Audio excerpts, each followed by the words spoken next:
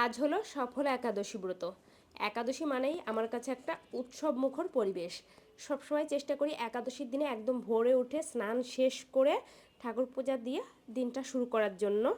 আর একাদশীর আগের দিন থেকেই যেহেতু বাসায় নিরামিষ খাওয়া হয়, একদম বাসা থেকে পরিষ্কার পরিচ্ছন্ন গোছানো ভীষণ ভালো লাগে।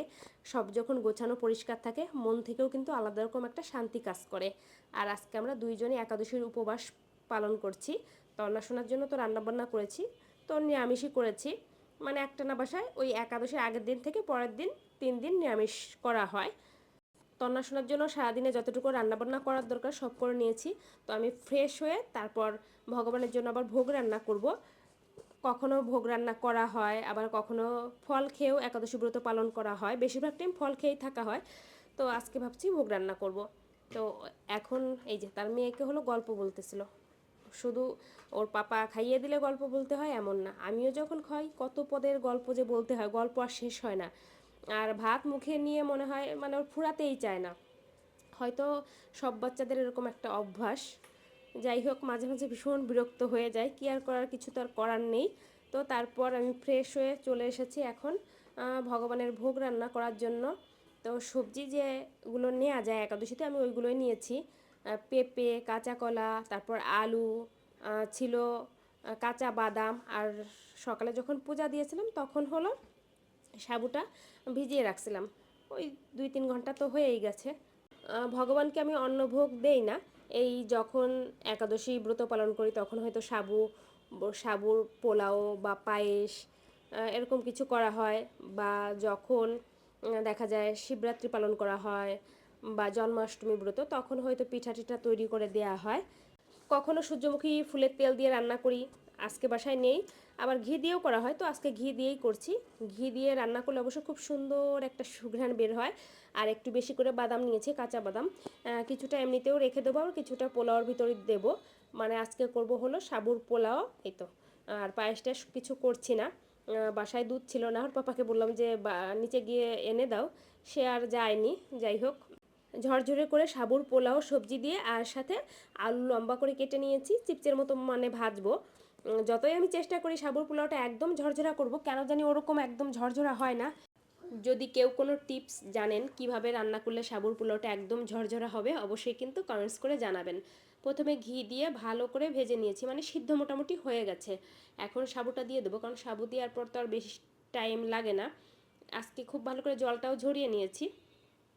তারপর বাদাম দিয়ে দেবো, ইচ্ছা করলে কাঁচামরিচ দেওয়া যায়, কিন্তু কাঁচামরিচটা আর দিচ্ছি না। উপবাস থাকলে একাদশীর চেষ্টা করি টক জাতীয় ঝাল জাতীয় খাবারগুলো একটু এড়িয়ে যাওয়ার। আর লবণ তো সন্ধক লবণ ব্যবহার করি।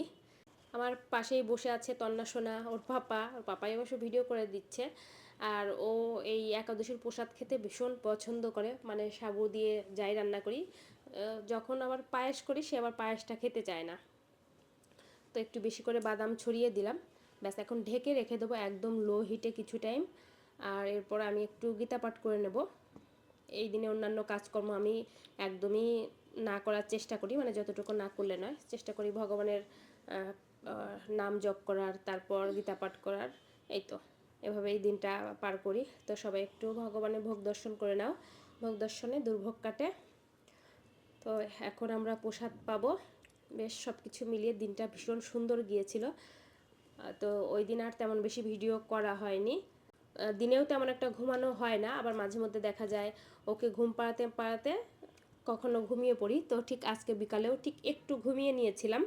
তো পরের দিন সকালবেলা পড়ানোর জন্য সকাল সকাল উঠে বেশ কিছু রান্নাবান্না করেছি। এখন আরেকটা সবজি রান্না করব। পেঁপে দিয়ে হলো ডালের বড় একটা তরকারি। পেঁপে দিয়ে ডালের বড় তরকারিটা মাঝে মাঝে করা হয়, আবার আলু দিয়েও করা হয়, বেশ ভালো লাগে খেতে। একটু বেশি করে ডাল ভিজিয়ে রাখছিলাম, তো এতটা হয়তো লাগবে না, তো ভাবছি অর্ধেকটা ভেজে নেবো, বাকি অর্ধেকটা ডিপ ফ্রিজে রেখে দেবো। একবারে লবণ, হলুদ, কাঁচামরিচ, ধনিয়া পাতা সব কিছু দিয়ে রেডি করে নিলাম। এখন শুধু তেলে ভেজে নেব। বেশ অনেক তেল লাগে এই ভাজির কাজগুলো করতে গেলে। আর এমন ডালের পকোড়া কিন্তু এমনিতেও খেতে ভীষণ ভালো লাগে। আর এখন যেহেতু শীতকাল, ভাজা পোড়া খেতে ভীষণ ভালো লাগে। নিরামিষ দিনে একটু বেশি পদ রান্নাবান্না করতে হয়। সকালে হলো খিচুড়ি করা হয়েছিল, আরও 2-3 রকমের ভাজি করা হয়েছিল। তারপর ঘন করে মুগ ডাল রান্না করেছি, এই তরকারিটা করলেই হয়ে যায়। তো দুইটা সাইড খুব ভালো করে একদম লাল লাল করে ভেজে নিয়েছি। একদম আস্তে ধীরে রান্না করছিলাম, আর মন দিয়ে যখন আস্তে ধীরে রান্না বান্না করা হয় তখন কিন্তু রান্না সুন্দরই হয়। এটা একদম ঠিক কথা। বেশ কয়েকটা এরকম গরম গরম ভাজি খেয়েছিলাম, ভীষণ ভালো লেগেছিল। আবার কয়েকটা রেখেও দিয়েছিলাম গরম ভাত দিয়ে খাওয়ার জন্য। তেলে হলো শুকনা মরিচ পাঁচফোড়ন ফোড়ন দিয়েছিলাম, তারপর পেঁপেটা দিয়ে হলুদ লবণ দিয়ে কিছু টাইম আস্তে আস্তে করে ঢেকে পেঁপেটা ভাজি করে নিতে হবে, মানে মোটামুটি অর্ধেকটারও বেশি সিদ্ধ হয়ে যাবে। যেহেতু পেঁপেটা আমি গোটা গোটা করে কেটে নিয়েছি, সিদ্ধ হতে কিন্তু বেশ অনেকটা সময় লাগবে। এর জন্য এরকম ভাজতে ভাজতেই মোটামুটি সিদ্ধ করে নিতে হবে।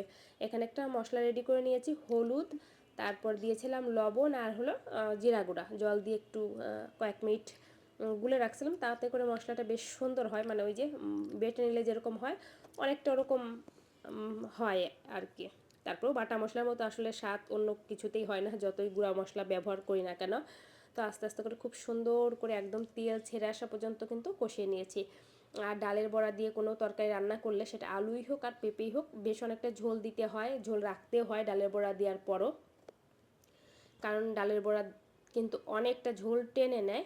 এখন দিয়ে দেবো ডালের বড়াগুলো। ডালের বড়া দিয়ে আর বেশি টাইম রান্না করতে হবে না, ওই 2-3 মিনিট রান্না করলেই হয়ে যাবে, না হলে একদম গলে যাবে। ইচ্ছা করলে গরম মশলার পেস্টও দেওয়া যায়। এখন যেহেতু শীতকাল, প্রায় সব রান্নায় দেখা যায় ধনিয়া পাতা দেই, এমনকি মাংস রান্না করলেও গরম মশলাটা বাদ দিয়ে আমি ধনিয়া পাতা কুচি দেই, ভীষণ ভালো লাগে। আর নামানোর আগে এরকম কাঁচামরিচও দেই, সুন্দর একটা কাঁচামরিচের ফ্লেভার আসে। তো রান্না কিন্তু হয়ে গেছে, এই তো এখন দুপুরে আমরা খাওয়া দাওয়া করব। তারপরে যথারীতি মা মেয়ে লম্বা একটা ঘুম দেই প্রতিদিনকার মতো, আজকেও ঠিক তাই করব। আর ভোরে উঠলে সকাল সকালে একটু কাজকর্ম সব কিছু গুছিয়ে নিয়ে বিকালের দিকে ঘুমালে বেশ ফ্রেশ লাগে। আর রাত্রে আবার আসার সময় আজকে নিয়ে আসছিল চিতই পিঠা, একদম খুব সুন্দর চিতই পিঠা, বড় বড় সাইজের। একটা পিঠা খেলেই মনে হয় পেট ভরে যাবে, এতটাই বড়। আর ওর সাথে ছিল 2 রকমের ভর্তা, ধনিয়া পাতা ভর্তা, আর সাথে ছিল হলো সরিষা বাটা। সরিষা বাটাটা এতটাই ঝাঁজ ছিল, মানে মুখেই দেওয়া যাচ্ছিল না, একদম নাকে উঠে যাচ্ছিল। কিন্তু এরকম সরিষা বাটা খেলে একদম যাদের ঠান্ডা কাশির সমস্যা আছে শীতের সময় ঠিক হয়ে যাবে। যাই হোক, অনেক মজা করে খেয়েছিলাম। এই বছর তো একদিন চিতই পিঠা তৈরি করা হয়েছে, আবার কোনো এক সময় করব। শীত কেন, সারা বছরই টুকটাক করে সবসময়ই যখন যেটা মনে হয় করি। এরপরে ভাবছি একদিন কয়েকটা পিঠা ভিজানো পিঠাও তৈরি করব। তারপর পাটিসাপটা, কলি পিঠা, শীত তো শুরু হলো, আস্তে আস্তে সবই করব। মানে ভীষণ ঝাঁজ ছিল। আর মেয়েটা তো আর ভর্তা দিয়ে খেতে পারেনি, ও একটু একটু মুখে দিচ্ছিল পিঠা। কিন্তু গরম গরম এই পিঠা ভর্তা, যে কোনো ভর্তা দিয়ে খেতে ভীষণ ভালো লাগে। তো যাই হোক, এইভাবেই পার করেছিলাম 2টা দিন। সবাই ভালো থাকবেন, নতুন কোনো ব্লগে দেখা হবে। আর ভিডিওটা কেমন লাগলো সেটাও কিন্তু অবশ্যই কমেন্টস করে জানাবেন। তো আজকের ভিডিওটা এই পর্যন্তই, আজকের মতো টাটা, বাই বাই।